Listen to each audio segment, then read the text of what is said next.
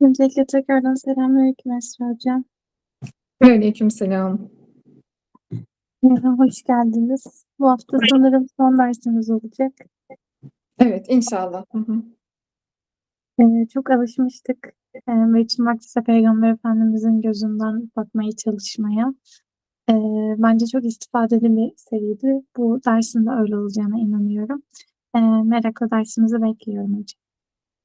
İnşallah. Teşekkür ediyorum. Allah razı olsun. Başlayalım öyleyse. Vaktimizi tasarruflu kullanalım.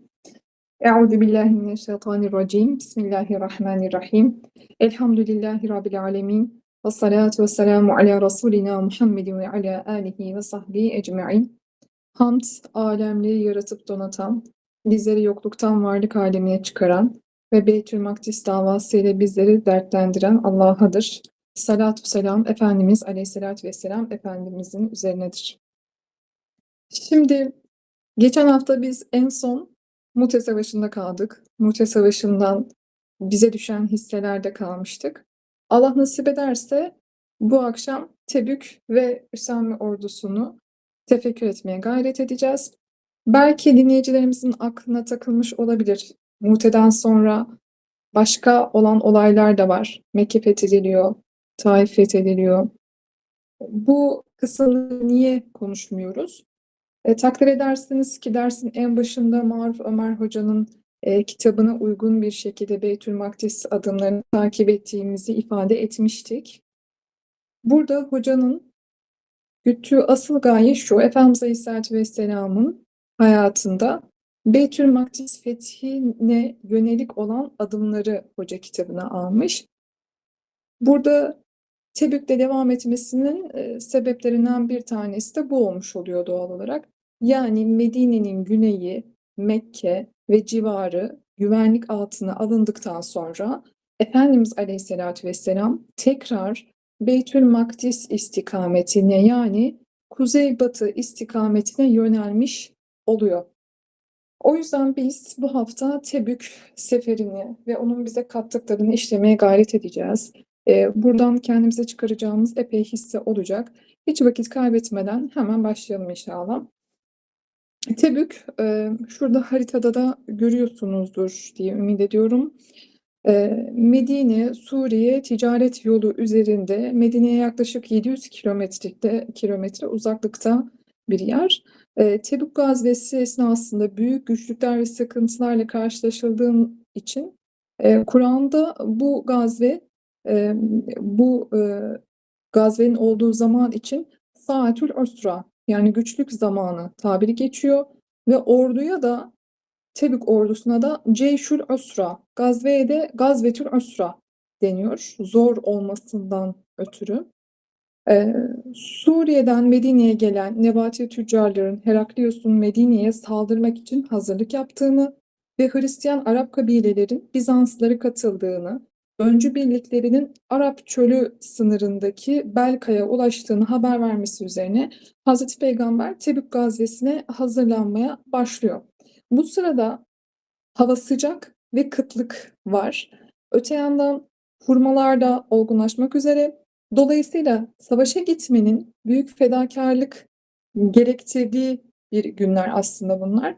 Daha önceki gazvelerde Efendimiz Aleyhisselatü Vesselam güzergahı gizli tutarken bu sefer güzergahı açıklıyor. Hedefin çok uzak olduğunu söylüyor Peygamber Efendimiz ve bütün Müslüman kabilelere haber gönderip savaşa hazırlanmaları ve Medine'ye gelmelerini istiyor Peygamber Efendimiz. Yani sınırların çok daha yayıldığını düşünün. Mekke'nin fethi itibariyle Müslüman nüfus kalabalıklaşmış ve Aleyhisselatü Vesselam Efendimiz herkesin bu savaşa katılmasını istiyor. Burayı çok dikkatle fehmetmeye gayret edelim. Bu herkesin altını çiziyoruz.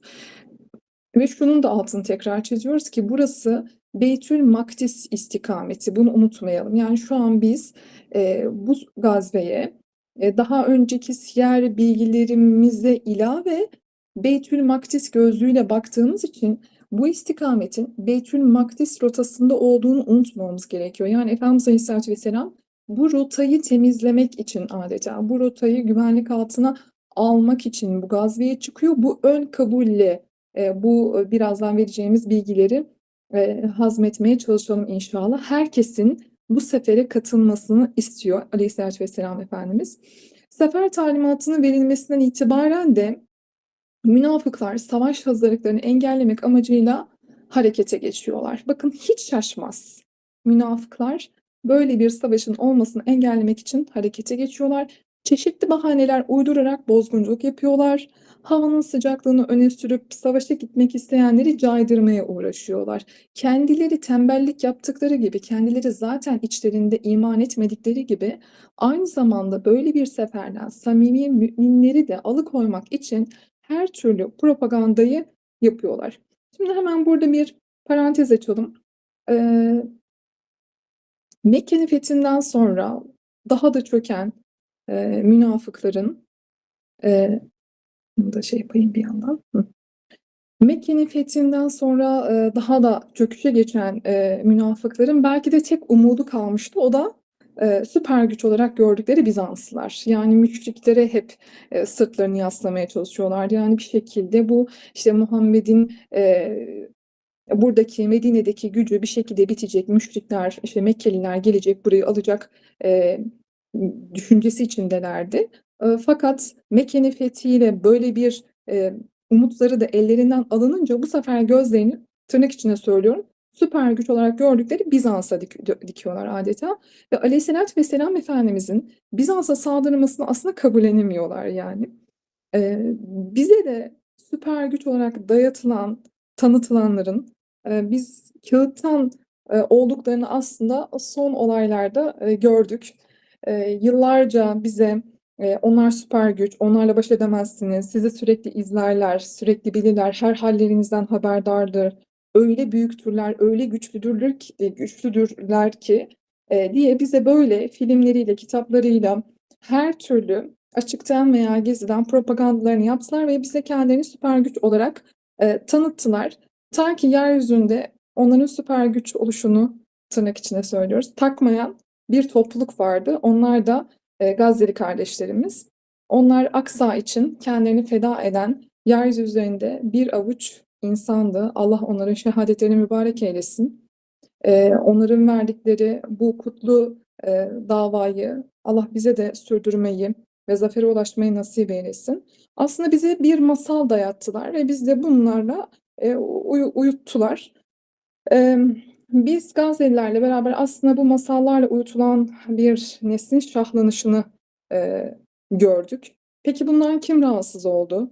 Gazze'liler Aksa tufanı olduğunda kimler dedi mesela ya şu hallerine bakmıyorlar da bir de işte İsrail'e kafa tutuyorlar, onun arkasında Amerika var bilmiyorlar mı deyip kimler Gazze'lileri eleştirdi arkadaşlar? Bunları düşünmeyi de size bırakıyorum. O dönemde de bakın Efendimiz Aleyhisselatü Vesselam Bizans üzerine sefere çıktığında ona itiraz edenler, alaya alanlar, bunu kabullenemeyenler, fitne çıkaranlar münafıklardı. Siz artık gerisini buradan düşünün. Şimdi devam ediyoruz yine. Bazı münafıkların hatta faaliyetlerini Süveylim adındaki bir Yahudinin evinde yürüttüğü öğrenilince bu ev Hazreti Peygamber'in emriyle yıkılıyor. Bu arada bir parantez açmak isterim kıymetli Hazirun. En sahih bilgiye İslam Ansiklopedisinden ulaşabilirsiniz. Rivayetlerden arındırılmış sağlam bilgi kaynağımızdır. Bu gazvelerle ilgili aktardığımız bilgiler de oralardan alınmıştır. Bunun da tekrar altını çizmek istedim. Bu bilgi beni aslında hem şaşırttı hem şaşırtmadı. Çünkü münafıkları evinde barındırıp bu fitneyi kucaklayan, ev sahipliği yapan kişi bir Yahudi. Hiç değişmiyor değil mi bazı şeyler? Dersimizin ilk başında da söylemiştik, ilk dersimizde de bunu söylemiştik hatırlıyorum. Yani hayat, zaman bizim sürekli aynı şeyleri tekrar yaşayacağımız kadar uzun değil. Ders çıkarmamız gerekiyor. Resulullah Aleyhisselatü Vesselam'ın kıymetli hayatı bizim için öyle güzel örnekliklerle doludur ki yolu aslında çok daha kısadan alabileceğimiz, onun sayesinde ve mübarek ashabı sayesinde çok daha kısadan götürebileceğimiz aslında yol izleriyle doludur. Biz o izleri takip etmekte biraz sıkıntı yaşıyoruz sanırım veya da ders çıkartamıyoruz. İnşallah bu dersleri çıkarmamıza birer vesile olsun. Rabbi Rahim bizden bunları kabul buyursun. Sahnede yine Yahudiler var yani. Nifakı besleyen, tırmandıran her zaman Yahudi olmuştur kıymetli Hazırım. Müslümanlar arasında bir ayrıkçılığın, fitnenin himaye edicisi her zaman Yahudidir. O yüzden Hucurat Suresini gerçekten müminler çok güzel bir şekilde tefsirini okumalı, kendi aralarında müzakere etmeli ve oradaki ahlaki ilkeleri içselleştirmelidir. Hucurat Suresinde Rabbimiz mümin kardeşlerin arasında bir gerginlik görecek olursanız hemen arayı bulun diye müminlere uyarılarda bulunuyor. Arayı bulmamız gerekiyor. Fitneyi daha da ateşlememiz bizden istenmiyor. Bu münafık tavrı kıymetli Hazirun. Biz baktık iki grup kardeşimiz var. İkisi de mümin, iki taraf da mümin. Biz bunların ön kabul olarak bir kere samimi olduklarına dair bir inanç içerisinde olmamız gerekiyor. Ve aralarında herhangi bir sebepten ötürü fark etmez bir anlaşmazlık olduğunda bu fitneyi alevleyen değil, bu fitneyi söndüren tarafta olmamız gerekiyor ki adımız münafıklar defterine yazılmasın. Münafık özelliği taşımayalım. Bakın bunlar münafık tavrıdır. Beytül Makdis davası olan kişiler Müslüman kardeşiyle sulh içinde olmanın yollarını arayacaklar. Kavga etmenin yollarını aramayacaklar. Biz şu an şu ekranın başında şu vakitte bir araya geldiysek Beytül Makdis davası olan insanlarız elhamdülillah. Allah bu davadan bizleri geri bırakmasın. Eğer böyle bir davaya baş koyduysak bir kere kalbimizi mümin kardeşlerimize karşı sulh, selamet ve sekinet içerisinde tutmamız gerekir. Beğenmediğimiz bir özelliği olduğunda beğendiğimiz özelliğine yoğunlaşmamız gerekir. Herkesle %100 anlaşamazsınız. İnsan kendi doğurduğu evladıyla bile aynı şekilde anlaşamıyor. Veya da kendi anne babasıyla her zaman aynı düzlemde olamayabiliyor diyor. Bu Rabbimizin zaten içimize koyduğu bir fıtrat. Bunları bahane ederek mümin kardeşlerimizle aramıza engeller koymak nifak belirtisidir kıymetli Hazirun. Bunlara dikkat etmemiz gerekiyor. Hele ki böyle bir davası olanların çok çok çok daha dikkat etmesi gerekiyor. Yalan beyanda bulunarak izin isteyen 80 civarında münafığa izin veriliyor. Kur'an-ı Kerim'de bu münafıkların fitne çıkarıp Müslümanlara zarar verecekleri ve Allah'ın onların sefere çıkmasını istemediği belirtilmektedir kıymetli Hazirun. Tevbe suresi münafıklarla ilgili ayetlerin çok yoğunlukta olduğu bir suredir. Biliyorsunuz ve başında Besmele ifadesinin geçmediği Kur'an-ı Kerim'deki tek suredir ve Tebük seferini anlatır. Şimdi Tevbe suresinin 44. ayet-i kerimesine Rabbimiz şöyle buyuruyor. Allah'a ve ahiret gününe iman edenler mallarıyla, canlarıyla cihad etmekten geri kalmak için senden izin istemezler. Allah kendine karşı gelmekten sakınanları çok iyi bilendir. Şimdi ayet-i kerimeye şöyle bir baktığımızda şunu görüyoruz kıymetli Hazirun. Bahanelere sığınmayanlar ancak Beytül Makdis davasına omuz verebilirler. Bahane bulmak istersek hepimiz çokça bahane bulabiliriz. Ben kadınım diyebiliriz, ben asker değilim diyebiliriz, ben yönetici değilim diyebiliriz, ilmim yetmiyor diyebiliriz. Hayır, bunun devamı gelir. Ayetin sonundaki ifade dikkatinizi çekti mi bilmem. Rabbimiz Allah kendine karşı gelmekten sakınanları yani takva sahiplerini çok iyi bilendir buyuruyor Rabbimiz. Şimdi Beytül Makdis davası güden kardeşlerimiz takva üzere yaşamayı bir bilinç haline getirmeliler. Aynı zamanda Rabbimiz burada yani Allah takva sahiplerini bilir buyururken de bu davayı omuzlamaya kim talip, kim layık, kim gönülsüz, kim gönüllü, kim inanmış? Allah bunu en iyi bilendir. Allah Beytül Makdis davasına kim layıktır? Bunu en iyi bilendir. O yüzden kendimizi Rabbimize beğendirmemiz gerekiyor. Yani bir özelliğimi Rabbim şöyle bir beğensin de beni Beytül Makdis davasına hizmetkar eylesin. Bakın bu davaya baş koymuş, gönül vermiş kardeşlerimize. Gerçekten o kadar tatlı insanlar şu kadar kısa sürede tanıdım ki Rabbi Rahim kimisini ilmi sebebiyle, kimisini kalemi sebebiyle, kimisinin hizmeti sebebiyle, kimisinin duası sebebiyle veya da kimisini çektiği sıkıntılara bir mükafat olması sebebiyle Beytülmakdis davasıyla ikramlandırıyor. Bu bir ikramdır. Allah bu ikramı üzerimizden almasın. Bizi bu yolun inşallah sonuna kadar, ömrümüzün sonuna kadar bu yolun yolcusu eylesin hepimize. Peki, bunun yanında bazı Müslümanlar da var ki, bunlar münafık kısmı. Bazı Müslümanlar da sefere karşı bir isteksizlik ve durgunluk görülüyor. Yani bunlar münafık değil aslında ama böyle bir durgunluk halindeler. Allah Teala müminleri uyarıyor, bakın kıymetli azizim. Ayet-i kerime geliyor. Ey iman edenler, size ne oluyor ki Allah yolunda seferber olunuz denilince yere yığılıp kaldınız? Yoksa ahiretten vazgeçip de dünya hayatına mı daldınız? Fakat dünya hayatının nimetleri ahiret saadetinin yanına pek az bir şeydir. Eğer seferber olmazsanız Allah sizi acıklı bir azapla cezalandırır ve yerinize başka bir kavim getirir de siz peygambere hiçbir şekilde zarar veremezsiniz. Allah her şeye kadirdir.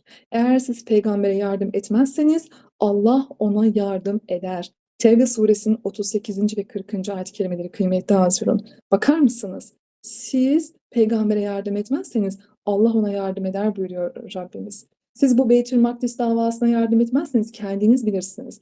Allah bu fethi gerçekleştirecek zaten. Ve ayet-i kerimelere baktığımızda ne dikkatimiz çekti? Dünya hayatına mı daldınız buyuruyor Rabbimiz. Dünya hayatına mı daldınız yoksa?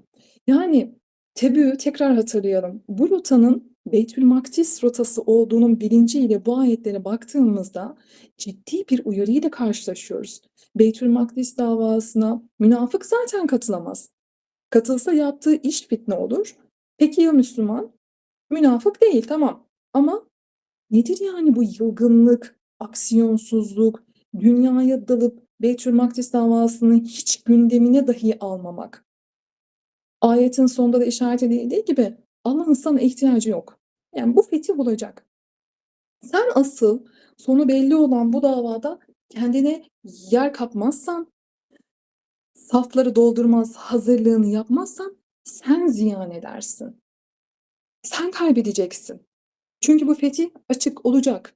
Sen yardım etmezsen Allah Teala başka türlü şekilde, istediği şekilde bu fethi müyesser kılar. Acıklı azapla cezalandırırız buyuruyor Rabbimiz ayet-i kerimede. Bunu sadece ahiretteki azap olarak da düşünmeyelim. Oradaki azap zaten en acıklısı. Fakat dünya hayatımızda da Allah'ın dinine yardım etmeyen, Beytülmakdis davasını gündemine almayan Müslümanlar olarak bereketsiz, gafilane geçen hayatlarımız da dünya azabı değil midir?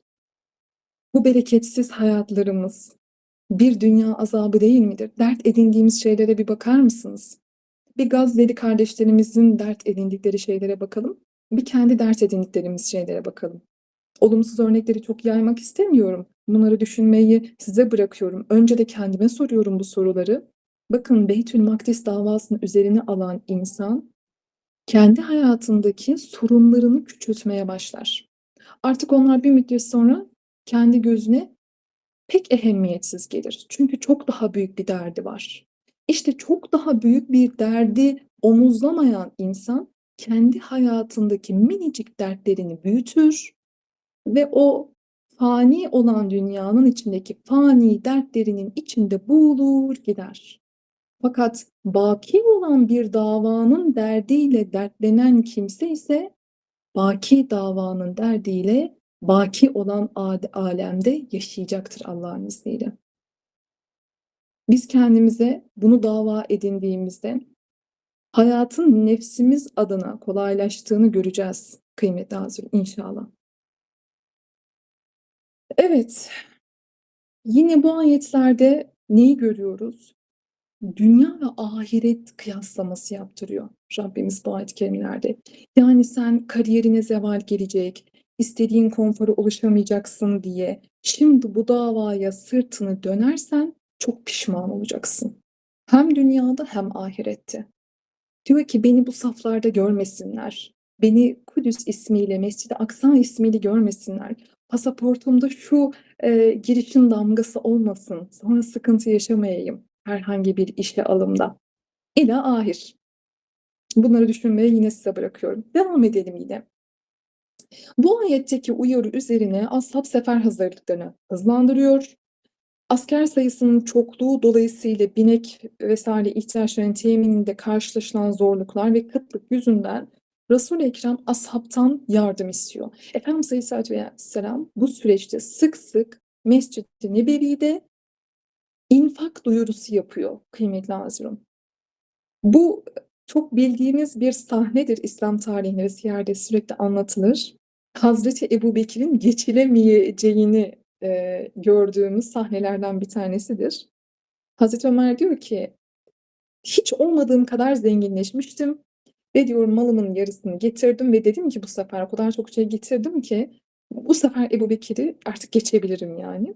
Hazreti Ömer geliyor, Efendimiz Aleyhisselatü Vesselam'a getiriyor malları infak olarak. Resulullah Aleyhisselatü Vesselam ona soruyor, ey Ömer ne getirdin? Diyor ki ya Resulallah sana malımın yarısını getirdim. Biraz sonra Hazreti Ebubekir Efendimiz geliyor. O da yine getirdiklerini koyuyor Peygamber Efendimizin önüne. Ona da soruyor Resulullah Aleyhisselatü Vesselam, ey Ebubekir ne getirdin? Hazreti Ebubekir Efendimiz de malının tamamını getiriyor kıymetli azirim. Malının tamamını. Ne bıraktın geriye dediğinde Aleyhisselatü Vesselam Efendimiz, Allah'ın ve Resulünün sevgisini bıraktım aileme. Geride kalanlara buyuruyor Hazreti Ebubekir. Ve yine en büyük yardım ise Hazreti Osman tarafından geliyor. Ordunun 1/3'ini donattığı söyleniyor Hazreti Ebubekir'in. 300 deve ve 1000 dinar Hazreti Osman'ın bağış yaptığı rivayet ediliyor. Münafıkların burada yine bir sahnede olduğunu görüyoruz. Münafıklar çok az yardım yapan fakir sahabilerle alay ediyorlar. Yani getire getire bunu mu buldun, bunu mu getirdin, bu kadarcık mı getirdin gibi böyle fısıldaşıyorlar. Bunun üzerine Tevbe suresi 79. ayet-i kerime nazil oluyor kıymetli azizim. Sadakalar hususunda gönüllü bağışta bulunan müminlerle güçlerinin yettiğinden başkasını bulamayanları çekiştirip onlarla alay edenler var ya, işte Allah asıl onları maskaraya çevirmiştir. Onlar için elem dolu bir azap vardır buyuruyor Rabbimiz. Kıymetli azizim, Beytül Makdis yolu infak ile açılan bir yol. Münafığa da infak nasip olmaz. Ancak bulundukları yerden sadece müminleri küçümseyecek, yargılayacak tavırlarda bulunurlar. Bakın tekrar altını çiziyorum. Bunlar münafıklık alametidir. Müminler içerisinde bu tavırlar içerisinde olan kardeşlerimiz çok yanlış bir üslup tercih etmekteler maalesef. İçimizdeki her türlü nifakı öldürmenin yolu da infaktan geçer. Ve infak sadece malla da olmaz kıymetli azizim. İçimizdeki o nifak var ya, bazen böyle kıpır kıpır olur kalbimiz. Vesveselenir, yorum yapmaya başlar kardeşlerimiz hakkında. Hemen o durumda infakı kendimizin başlatması gerekiyor. Neyi infak edebiliyorsanız o esnada bırakın kardeşinizle uğraşmayı.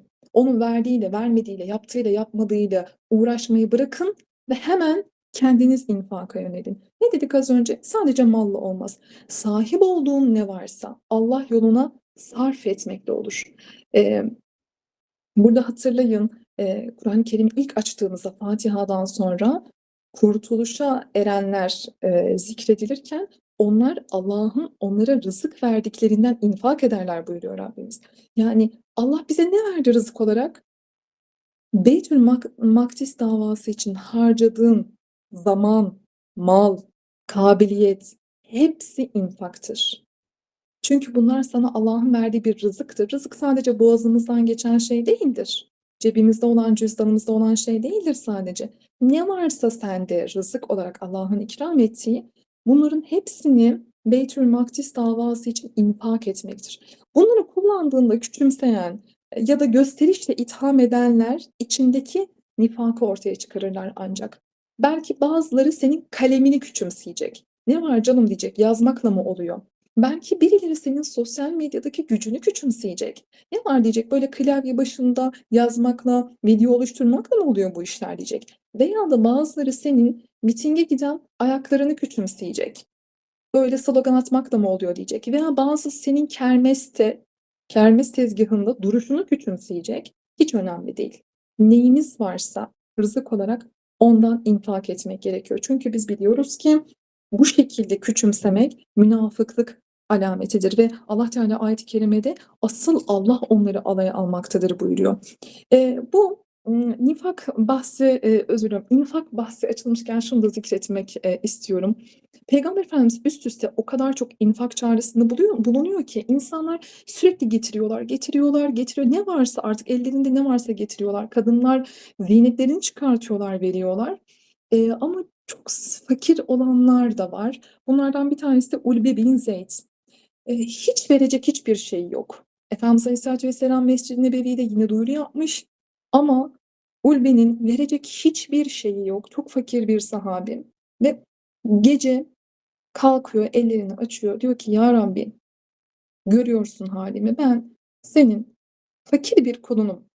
Verecek hiçbir şeyim yok. Ama diyor bu zamana kadar belki fakirliğimden, belki başka durumlardan dolayı benim üzerimde ya da kardeşlerimin hakkı olmuştur. Yani kardeşlerimin üzerinde benim hakkım doğmuş olabilir. Ya Rabbi diyor, varsa eğer böyle bir hakkım, ben diyor bu gece onların hepsini affediyorum, hakkımı helal ediyorum ve bunu kabul edersen infak olarak ben bu sefer için bunu infak ediyorum diye dua ediyor. Sabah olduğunda Efendimiz Aleyhisselatü Vesselam Mescid-i Nebevi'de diyor ki bu gece kim infak yaptı? Tabii sahabe efendimizden ses çıkmıyor. Yani kim gece infak yapsın? Bir kez daha soruyor Peygamber Efendimiz. Yine ses yok. En sonunda Ulbe diyor ki ya Resulallah ben böyle böyle bir şey demiştim ama bilmem ki diyor, yani bir şey vermedim. Sadece diyor ellerimi açtım, böyle dua ettim. Efendimiz Aleyhisselatü Vesselam buyuruyor ki Ulbe, senin infakın Allah katında kabul edilmiş infaklar arasına yazıldı. Şimdi şu samimiyeti, şu adanmışlığı görüyor muyuz? Tekrar altını çiziyorum. Bu Beytül Makdis rotası üzerine yapılan bir sefer için verilen infak. O yüzden kıymetli Hazırım, ayaklarınız henüz Kudüs'e varmamış olabilir, Mescid-i Aksa'ya varmamış olabilir. Veya vardı ama orada geçirdiğimiz zamanlar kısıtlı. Evlerimizdeyiz, memleketimizdeyiz. Her anımızı Mescid-i Aksa'nın fethi için infak edebiliriz. Buna niyet edelim. Rabbi Rahim'in ikramı çok boldur. Her zaman belki maddi olarak bir şeyler vermeye gücümüz yetmeyebilir ama bazen de diyelim ki ya Rabbi, bugün yaptığım her şeyi Mescid-i Aksa'nın fethi için yapıyorum.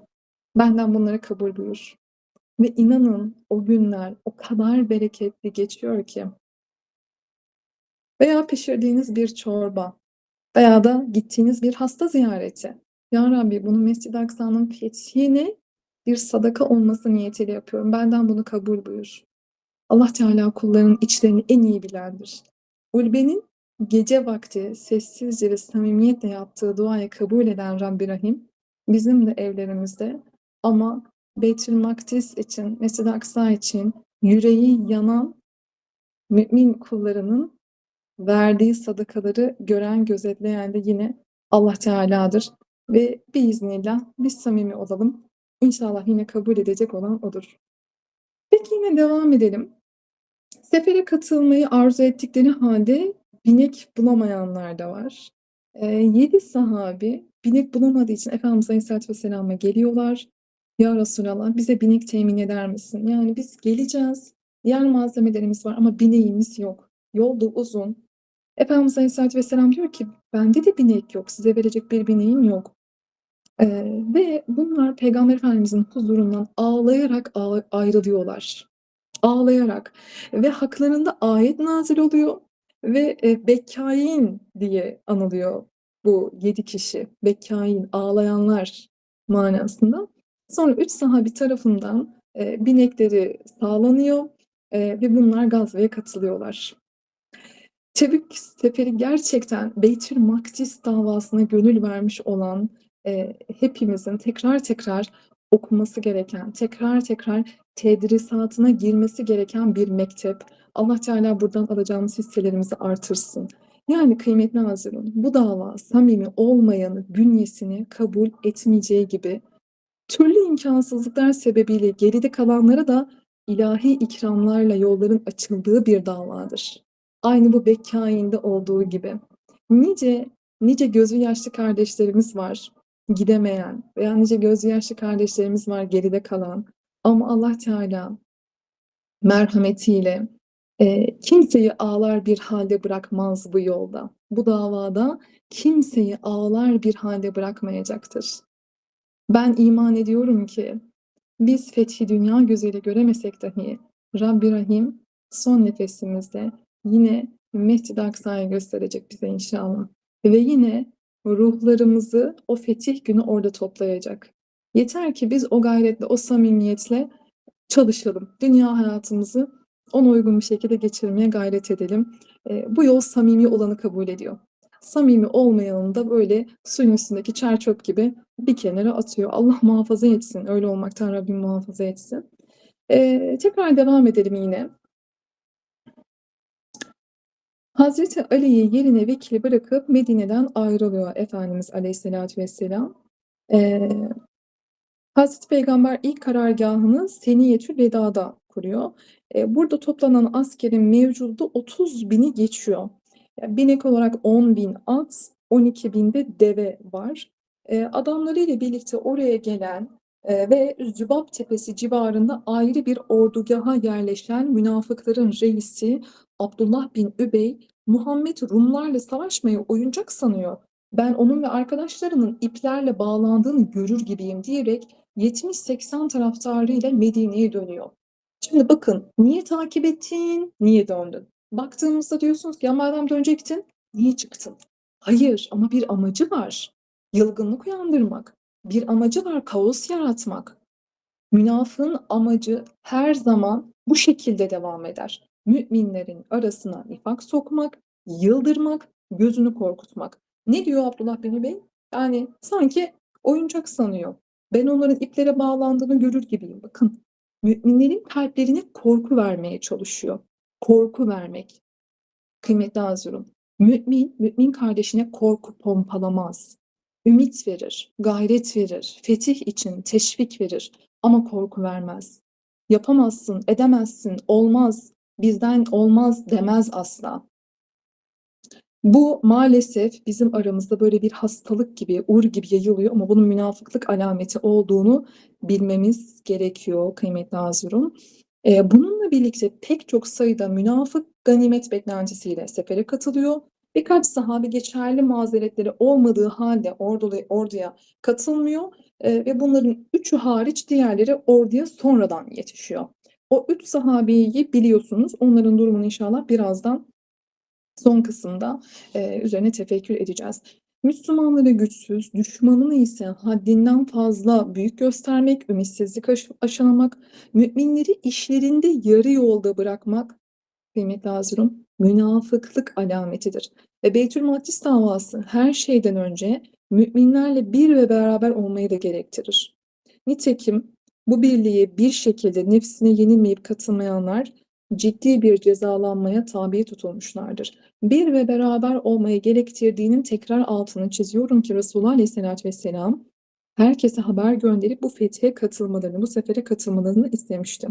Yine Hazreti Peygamber Tebük yolunda Semud kavminin yurdu Hicri'den geçerken ashabına Allah'ın gazabına uğrayan bu beldedeki kuyudan su içmemelerini, abdest almamalarını söyledi ve devesini de hızla sürerek oradan uzaklaştı. Su ihtiyacını karargahın uzakta Salih peygamberin devesinin su içtiği kuyudan karşılamalarını istediği Buhari'de geçen bir rivayete göre.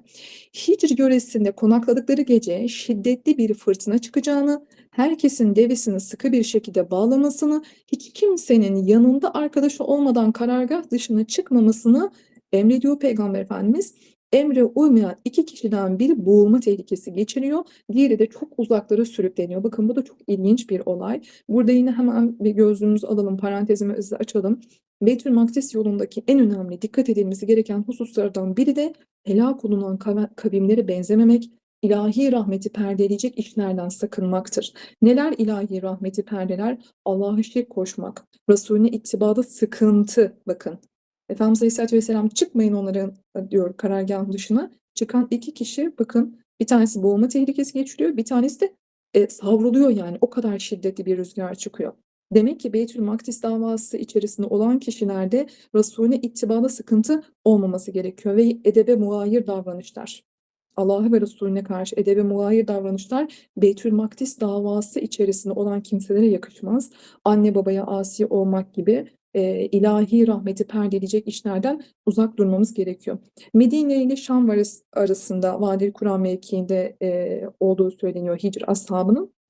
Ve onlar kayalıkları oyarak kendilerine ev yapan, zenginlikten şımarmış, işte peygamberlerini inkar eden, mucize olarak gelmiş olan deveyi yani tembihlenmesine rağmen kesen bir topluluk ve bu sebeple helak oluyorlar zaten. Peygamberimizin bir zamanlar böyle insanların yaşadığı ve azaba uğradığı yerden müminlerin su içmemesini, abdest dahi almamasını istemesi de çok manidardır. Buraya dikkat çekmemiz gerekiyor diye düşünüyorum. Beytül Makdis davası yolunda olan kişi, yani bırakın bu işleri yapmayı, yapanların yanından, yöresinden dahi geçmemeli. Etraflarında bulunmamalı kesinlikle. Devam edelim yine. İslam ordusu 15-20 gün Tebük mevkiinde bekliyor. Ancak gerek Bizans'tan gerekse onu destekleyen Araplardan bir hareket görünmüyor. Alınan haberlerin asılsız olduğu ve Bizans'ın Müslümanlara karşı bir ordu hazırlamadığı anlaşılıyor. Veya bazı rivayetlere göre İslam ordusunun geldiğini duyan Bizanslıların Müslümanların karşısına çıkmaya cesaret edemeyip geri çekildiği de kaydedilir ki bu da çok afaki bir düşünce değil. Nitekim Muti Savaşı'nda bile 3.000 kişilik Müslüman ordusuna karşı 100 veya 200 bin kişilik bir düşman ordusu vardı. Ona rağmen Efendimiz Aleyhisselatü Vesselam bu savaştan dönenleri fetih kazanmış olarak, zafer kazanmış olarak özür diliyorum gösteriyor. Dolayısıyla belki de şöyle de düşünmüş olabilirler. Yani bu kadar sayıyla bizi bu kadar zorladılar. 30.000 kişilik bir orduyla kim bilir neler olabilir diye de düşünmüş olabilirler. Daha iyisini Allah bilir. Bizim sadece buradan çıkarmamız gereken dersimiz şu aslında kendimize. Senin önce yola çıkman gerekiyor. Sen önce yola çık. Yola çıkmadan zaferin asıl sahibini bilemezsin. Efendimiz Aleyhisselatü Vesselam bakın münafıkların o kadar kışkırtmalarına rağmen yola çıkıyor. Onların süper güç olarak gördükleri bir topluluğa karşı çıkıyor Peygamber Efendimiz. Münafıklara göre bu akılsızlık. Fakat zafere inananlar ise kimlerdir? Müminlerdir. Nihayetinde karşılarında savaşacak ordu bulamadılar tabii ki. Bugün yine tekrar zikretmekte fayda var. Aksa tufanı ile Gazze'liler bize bunu göstermişlerdir. Dünyanın desteğini türlü şeytani planlarla arkasına almış terörist bir yapılanmanın karşısında yer altında açtıkları tünellerle ve çok sınırlı mühimmatlarla ve yine yıllardır abluka altındaki bir şehirde direnen bu onurlu Müslümanlar birkaç haftaya ya da işte en fazla birkaç ay içinde biter denilen bir savaşı 2,5 yıldır devam ettiriyorlar ve üstelik İsrail'de hala tam olarak istediklerini de elde edebilmiş değil kıymetli Hazırım. Resulullah Tebük'te bulunduğu sırada İslamiyet'i kabul etme veya cizye ödeme şartıyla itaate davet için Akabe Körfezi'nin kuzeyindeki Eyle Limanı, Ezru, Cerba, Makna ve Maan'a birlikler gönderdi. Şimdi bu o kadar önemli bir bilgi ki Peygamber Efendimiz burada belki bir düşman ordusuyla karşılaşmıyor fakat eli boşta dönmüyor kıymetli Hazirun. Buradaki önemli stratejik noktalarla Peygamber Efendimiz anlaşmalar yapıyor dönerken. Hem barışçıl bir şekilde o yolları açıyor, kendisinden sonra gelecekleri adeta bu yolları hazırlamış oluyor Peygamber Efendimiz. Eyle'nin psikopası Yuhanna bin Rube ile Cerba, Makna ve Ezru halkının temsilcileri Hazreti Peygamber'in huzuruna gelerek cizye ödemeyi kabul ettiklerini bildirdiler. Makna'da yaşayan Beni Cembe Yahudilerinin yetiştirdiği meyvelerin, denizden avladıkları ürünlerin ve hanımlarının dokuduğu bezlerin 1/4'inin cizye olarak alınması kararlaştırıldı. Resul-i Ekrem onlara canları ve mallarının güvence altına alındığına dair ahitnameler verdi. Eyle halkına verilen, Makna, Maan halkına, Ezruh halkına verilen emannameler var. Yapılan bu anlaşmalar stratejik konumdan dolayı özellikle Eyle şehri üzerinden yapılan lojistik destek anlaşmaları sayesinde Müslüman askerlere Beytülmakdis'in fethine kadar lazım olan yiyecek dahil tüm ihtiyaçlar temin edilmiştir. Bakın o kadar tatlı ki Efendimiz Aleyhisselatü Vesselam belki e, fetih görmek nasip olmuyor Peygamber Efendimiz'e, dünya gözüyle en azından öyle söyleyelim. Ama o fethe giden yolları Peygamber Efendimiz adeta onları hazırlıyor. Sularını, nereden silah temin edeceklerini, o yöredeki halklarla anlaşma yaparak yarın öbür gün Müslümanlar fetih için bu yollara tekrar çıktıklarında silah temin edecekleri, su temin edecekleri, dokuma temin edecekleri, yiyecek temin edecekleri halklarla Peygamber Efendimiz anlaşmalar yapıyor. Bu muhteşem bir şey. Eee Peygamber Efendimiz'in Beytülmakdis Fetih Projesi'nden öğrendiğimiz en önemli husus, düşmanı büyütmeden infakla birlikte yola çık, yolu aç, yolun gidilebilirliğini göster ve kendinden sonra gelecekler için yolu kolaylaştırır.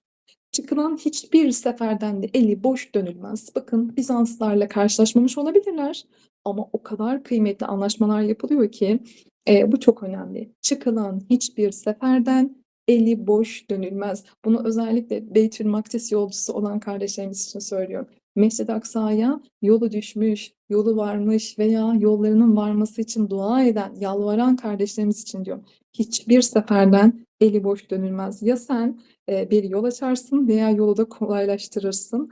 Ya fetih nasip olur veya da yolun kolaylaşması ve normalleşmesi sağlanır. Bu zamanda Mescid-i Aksa'ya giden her mümin aslında farkında olarak veya olmadan Peygamber Efendimizin bu stratejisini uyguluyor. Yani sizin gidişinizle belki fetih gelmiyor ama fethe kadar bu yolun gidilebilirliğini gösterirsiniz. Sizin varlığınız mümin kardeşlerinize güven verir ve aynı zamanda düşmana ise korku verir. Orada edindiğiniz, kurduğunuz dostluklarla siz sonranız için yolu kolaylaştırırsınız. İşte bir gün Fethi Hazreti Ömer'e nasip olduğunda bu anlaşmaların, emanlarının faydasını görmüştü. İnşallah sizin bu vardığınız adımlarınız da Beytülmakdis'in fethedildiği zaman için kolaylaştıran adımlardan olarak yazılacaktır. Burada şu bilgiyi de verelim. Ezruh, Cerba, Makna halkları Yahudiydi. Cizye'ye tabi oldular ve yapılan anlaşmalarla da ihtiyaç duyulduğunda yiyecek, dokuma, savaş teçhizatı vermeleri üzerine anlaşıldı. Hatta Ezruh halkına verilen emanda ihtiyaç halinde asker de talep edileceği belirtilmektedir. Bunların hepsi Abdullah Maruf Ömer Hoca'nın kitabında var. Yine Abdülfettah Hoca'nın kitabında var. Anlaşma metinlerinden anlaşılacağı üzere bu belge Ezruh halkının gelecekteki herhangi bir savaşta Müslümanlara yardım etmeyi de mecbur etmektedir.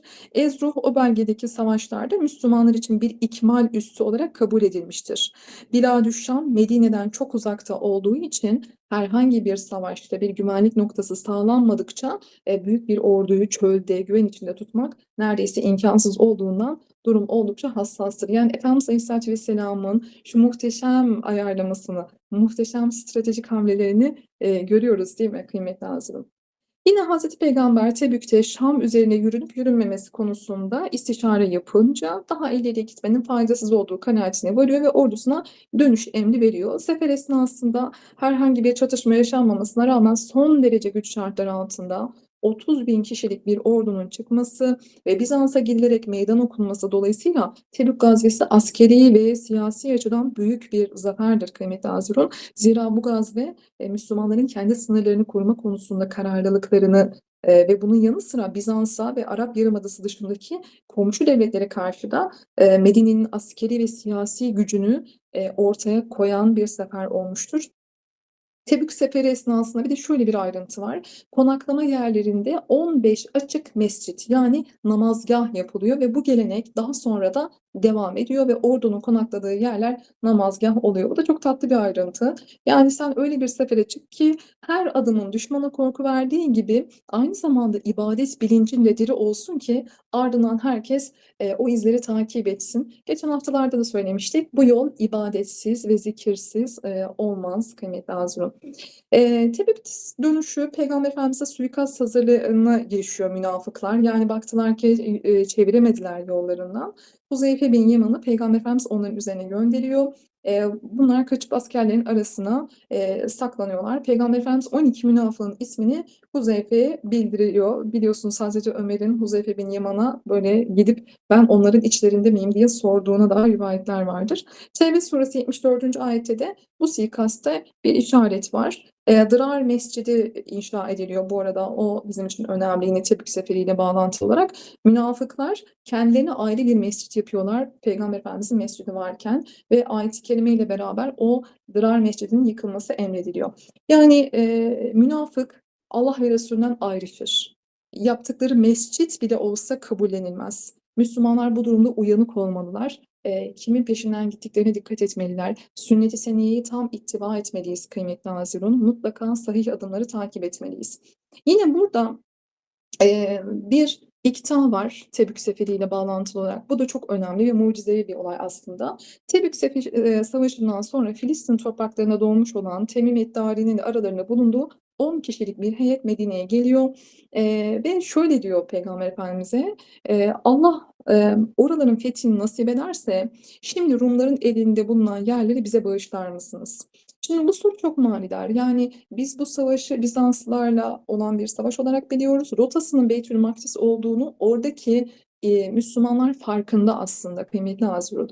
Ve Tebük seferi sonrasında diyorlar ki yani evet biz bu yolu artık açtık. Yarın öbür gün fetih nasip olursa ya Resulallah bize burayı bağışlar mısınız diye soruyor. Filistin asıllı Temim Eddari. Peygamber Efendimiz de bugünkü El Halil şehrinin bir bölümünü kıyamete kadar Temim Eddari'ye ve kardeşlerine ve soyuna vakfetmiştir. Temim Eddari Beytülmakdis topraklarından gelip Müslüman olan ilk kişidir aynı zamanda.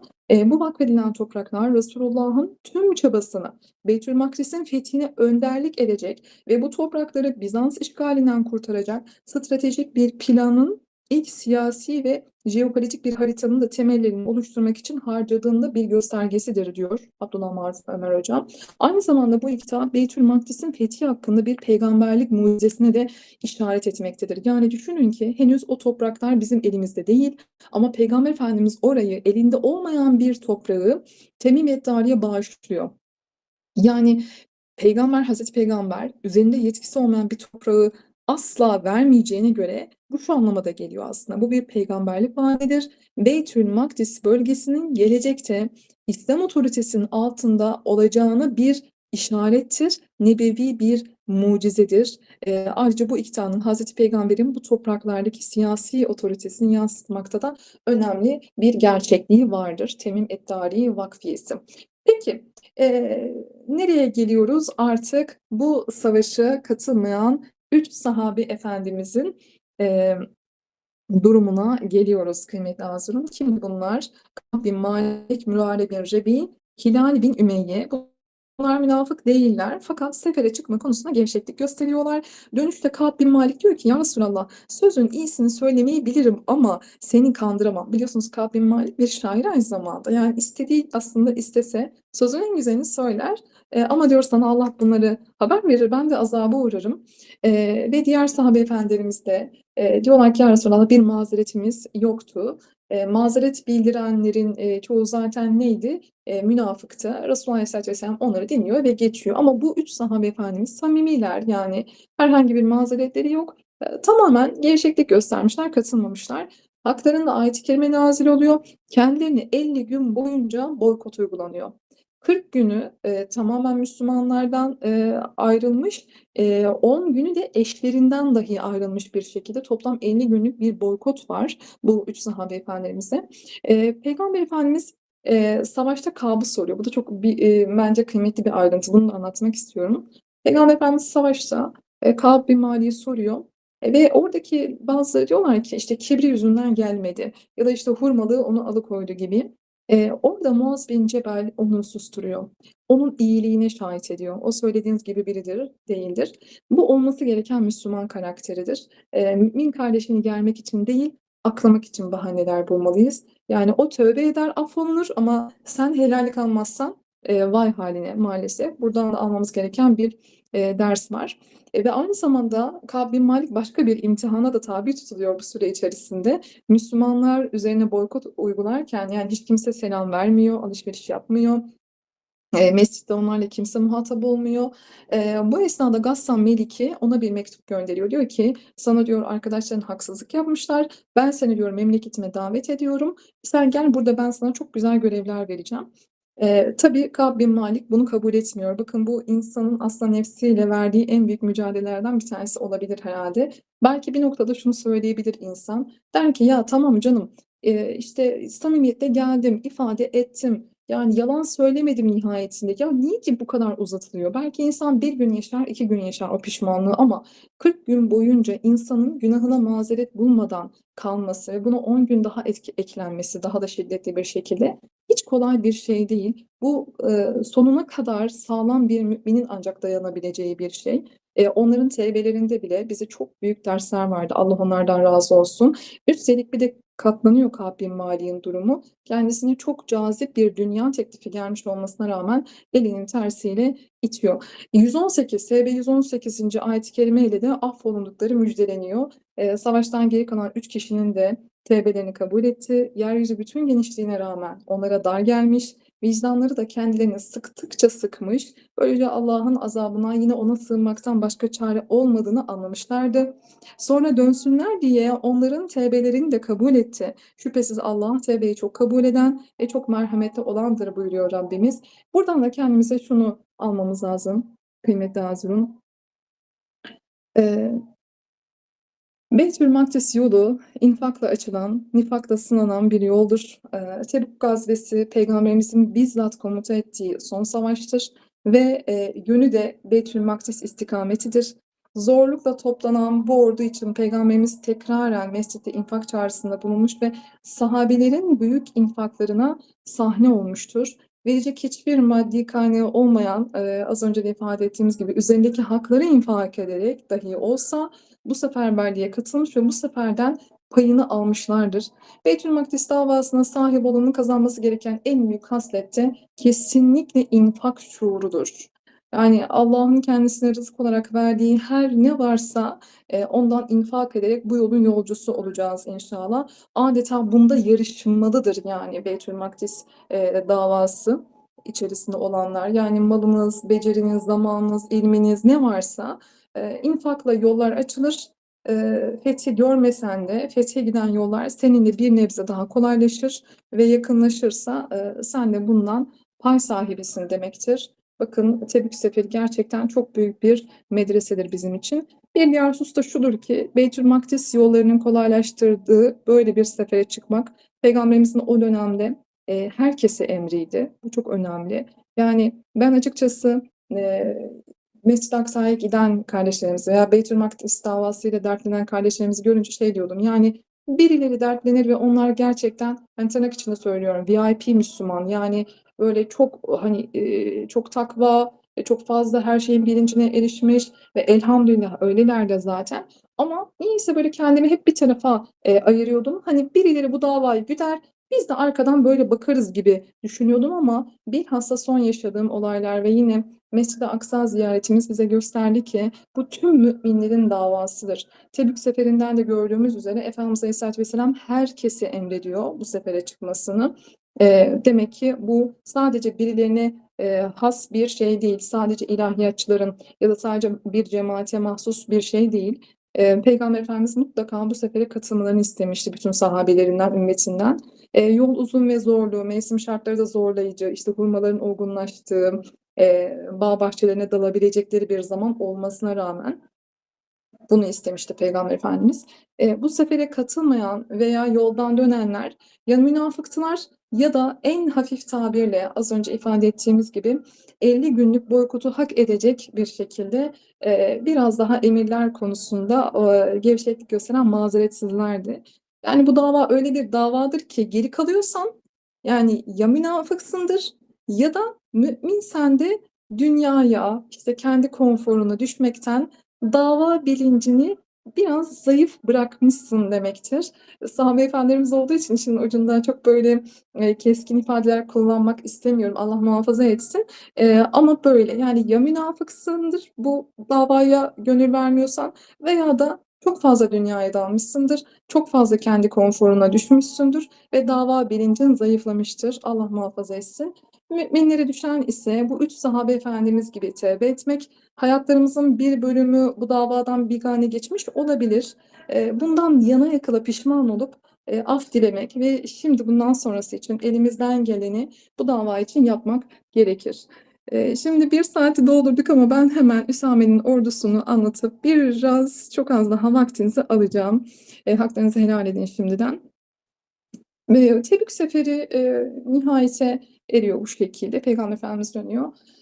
Üsame'nin ordusu Resulullah Aleyhisselatü Vesselam'ın gönderdiği son seferdir. Hicri 11 senesinde Peygamberimizin hastalığından bir gün önce Peygamberimiz henüz 18-19 yaşlarındaki Üsame bin Zeyd'i babasının düştüğü yere kadar ilerle diyerek orduyu komuta etmesi için onu ilan ediyor. Komutan olarak ilan ediyor Peygamber Efendimiz. Bu çok ilginç bir şey gerçekten. Hedef Bizans yani Rumlar. Peygamber Efendimiz diyor ki seni ordunun başına komutan tayin ediyorum. Süratle harekete geç. Babanı şehit edenler üzerine yürü. Allah sana zafer ihsan ederse orada fazla durma geri dön. Allah yolunda Allah'ın ismiyle muharebeye çık. Allah'ı inkar edenlerle çarpış diye Peygamber Efendimiz Üsame bin Zeyd'e emir veriyor. Üsame de karargahını Curfe kuruyor. Hazırlıklara başlıyor. Medine'de de sefer hazırlığını tamamlayan Curfa gelip orduya katılıyor. Bu esnada bir dedikodu yayılmaya başlıyor. O da şu, bu ordunun içerisinde Hazreti Ebubekir, Hazreti Ömer, Hazreti Osman, Hazreti Sa'd bin Ebi Vakkas, işte Hazreti Ebu Ubeyde bin Cerrah gibi böyle ashab-ı kiramın önde gelenlerinden birçok kimse de var. Aleyhisselatü Vesselam Efendimiz onları değil de henüz 18-19 yaşındaki bir genci komutan olarak tayin etmesi bazılarının çok garibine gidiyor ve bu tavrını Peygamber Efendimiz'in sorguluyorlar. Bu bizim için en önemli şey. Peygamberin kararının sorgulanması bu manada. Kesin emir vermişken üstelik. Hazreti Ömer bu dedikoduları çıkaranlara kızıyor. Durumu da Peygamber Efendimiz'e bildiriyor. Peygamberimiz de hasta yatağından kalkıp mescide geliyor ve şöyle buyuruyor. Diyor ki ey insanlar, Üsame'yi komutan tayin ettiğim için bazılarınızın ileri geri konuştuğunu duyuyorum. Benim Üsame'yi komutan tayin etmeme itiraz ediyor gibisiniz. Daha önce Üsame'nin babasını da komutan tayin ettiğim zaman da aynı şeyi yapmıştınız. Vallahi nasıl babası kumandanlığa layık olduğunu göstermişse Üsame de kumandanlığa layık bir kimsedir. Babası nasıl en sevdiği birisi ise Üsame de en sevdiğim kimselerden biridir. O da babası da her türlü hayrı işleyebilecek yaratılışa sahip kimselerdir. Onlardan hayırlı işler bekleyiniz. Muhakkak ki Üsame sizin en hayırlı olanlarınızdandır ve bu işe ehil bir kimsedir buyuruyor Efendimiz Aleyhisselatü Vesselam.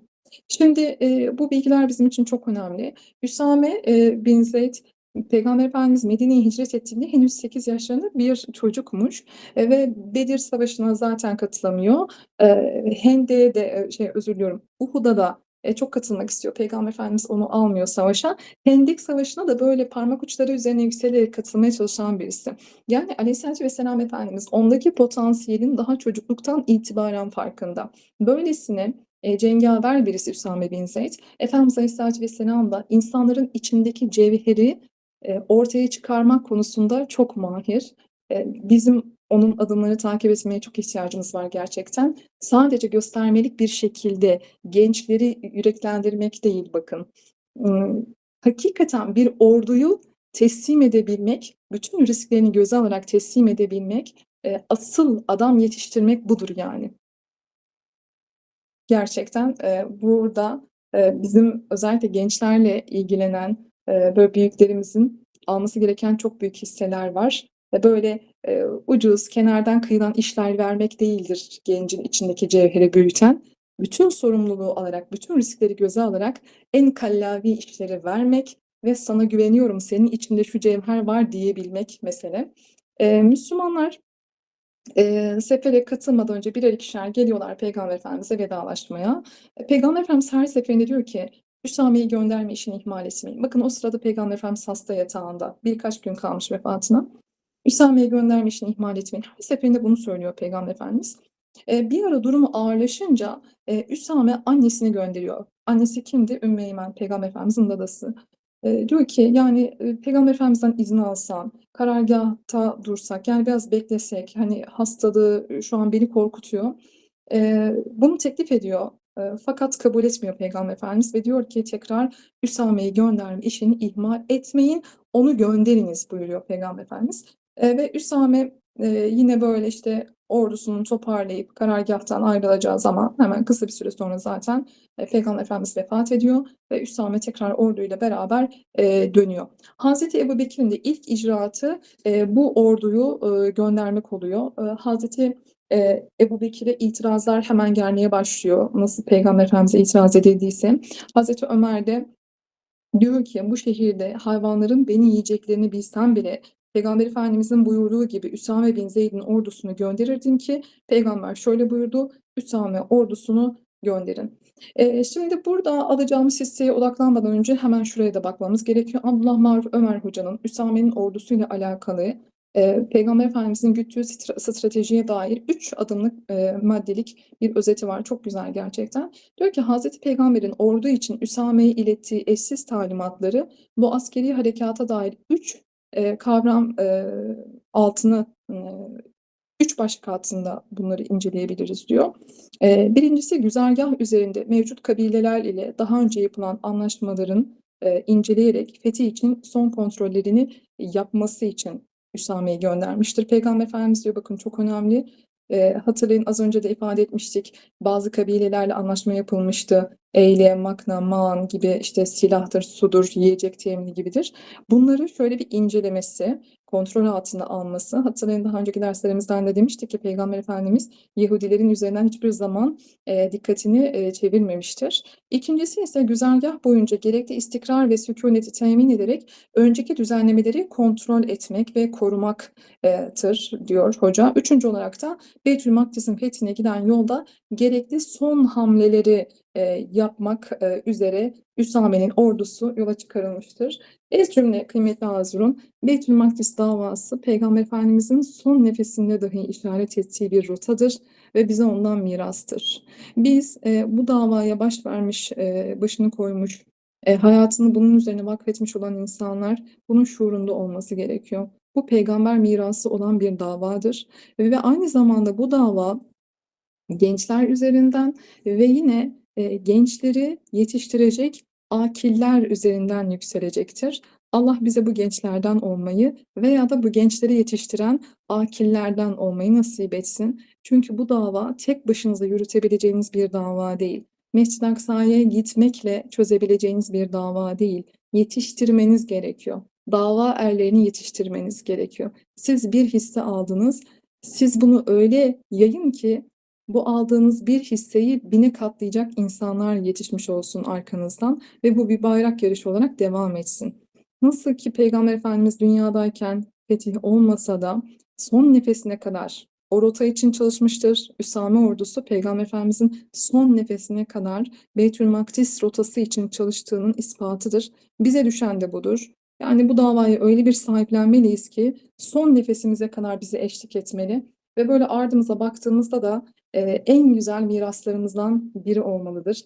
Böyle ardımızdan çocuklarımız, torunlarımız, öğrencilerimiz, komşularımız kim varsa şahitlik ederken biz şahidiz ki o Beytül Makdis davası için çalışıyordu diyebilecek kadar hayatımıza işlemiş olması bizim için en mühimidir. Tabii ki hepsinden daha kıymetlisi Allah Teala'nın, meleklerin ve Efendimiz Aleyhisselatü Vesselam'ın bizim için şahitlik etmesidir bu davaya baş koyduğumuza dair. Allah bizi öyle kullarından eylesin. Biz bu derslerimizi inşallah bu şekilde hitama erdiriyoruz. Ben son olarak bu dersi bir Esma-ül Hüsna ile bitirmek istiyorum kıymetli Hazirun. O da şu, Allah Teala'nın Mucib esması. Mucib icabet eden demektir. Dualara icabet eden demektir. Kullarının yaptıkları, fiillere, gösterdiği gayretlere icabet eden demektir. Peki Allah'ın icabeti nasıl ve ne şekilde olur?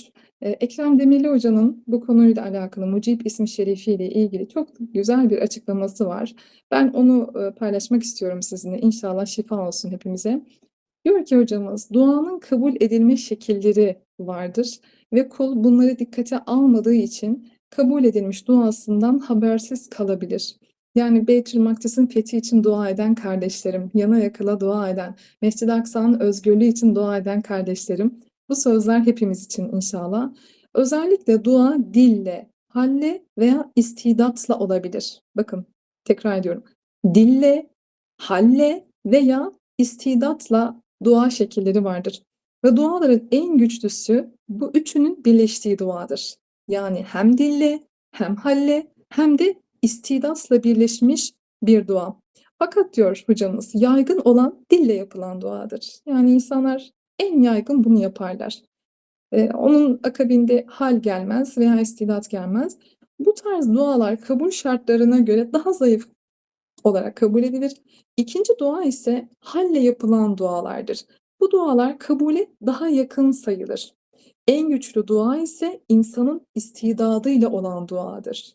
Bu dua makbul duadır. Yani tüm bu haftalar boyunca hep sürekli söylediğimiz şey, yazabilen yazacak, konuşabilen konuşacak, çizebilen çizecek. Hangi alandaysak istidadımızla yaptığımız dua kabule daha yakın, çok daha yakın bir dua.